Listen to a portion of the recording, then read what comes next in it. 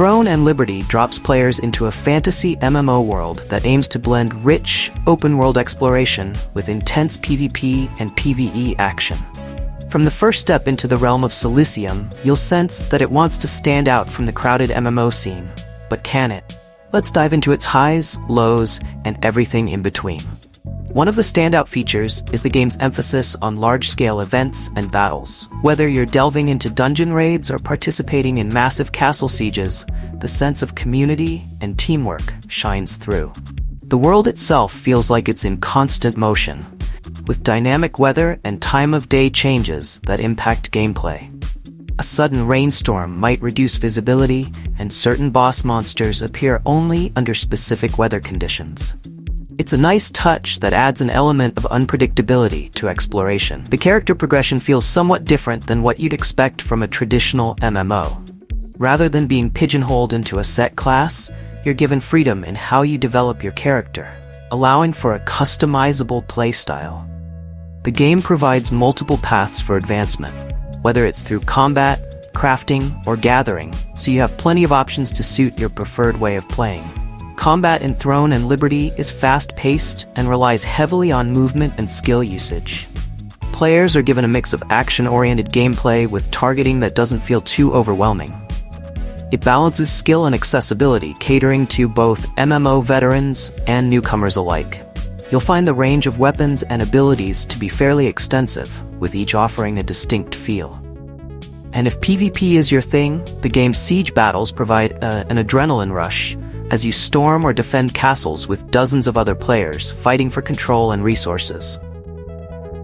Exploration is a key part of Throne and Liberty, and this is where the game shines visually. The environments are beautifully crafted, from towering mountains to dense forests and sprawling cities. The world feels alive, with wildlife, NPCs, and events scattered throughout. The map is large enough to encourage genuine exploration, but not so vast that it feels empty or overwhelming. Fast travel systems exist, but the game encourages you to roam the world, uncover hidden secrets, and get caught up in unexpected events. However, Throne and Liberty isn't without its flaws. One criticism is its somewhat steep learning curve. While experienced MMO players may adapt quickly, new players might find themselves lost in the plethora of menus, systems, and mechanics. Some tutorials are present, but they can feel rushed, leaving some mechanics only partially explained.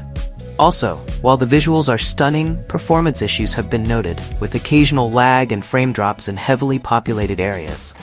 Hopefully, these are things that can be ironed out with future updates. The social aspect of Throne and Liberty is another high point. With a strong emphasis on guilds and alliances, the game rewards you for forming connections and working together. The guild system has depth, offering bonuses and opportunities for players who commit to building a strong community.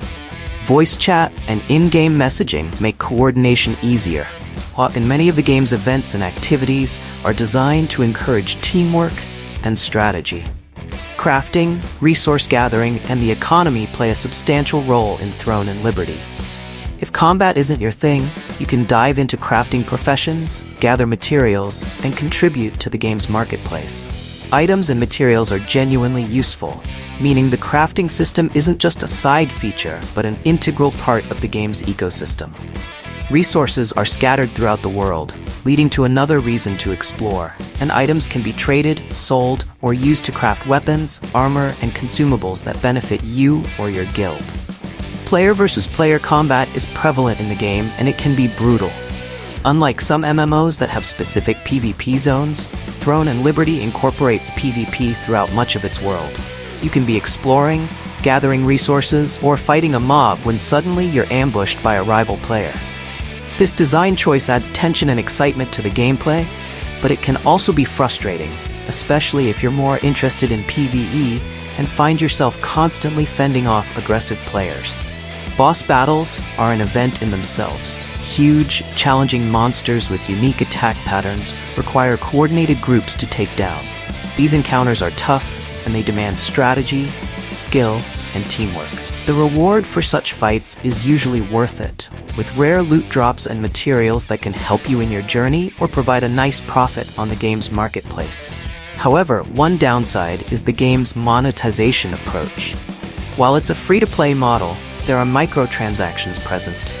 Some players have voiced concerns about the game being pay-to-win, with certain items in the cash shop offering in-game advantages. While it's possible to enjoy and succeed in the game without spending extra money, the presence of these purchasable boosts and items might rub some players the wrong way. Community feedback has been mixed overall. Many players praise the scope of the world, the depth of its systems, and the satisfaction of large-scale battles. However, critiques have been leveled at the game's balance between PvE and PvP, performance issues, and the aforementioned microtransactions. It's a game that has a lot to offer, but requires a bit of patience as it continues to evolve. In summary, Throne and Liberty is ambitious, with a lot of potential. If you're looking for an MMO that offers large-scale battles, open-world exploration, and a robust crafting system, it's worth checking out. However, be prepared for a learning curve, potential PvP encounters even when you're not looking for a fight, and a monetization model that might require a second thought. We give Throne and Liberty an 8 out of 10.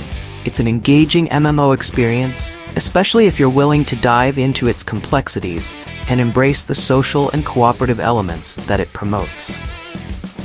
If you found this review helpful or want to share your own thoughts on Throne and Liberty, make sure to like, comment, and subscribe to GameVault HQ. Thanks for watching, and see you in the next video.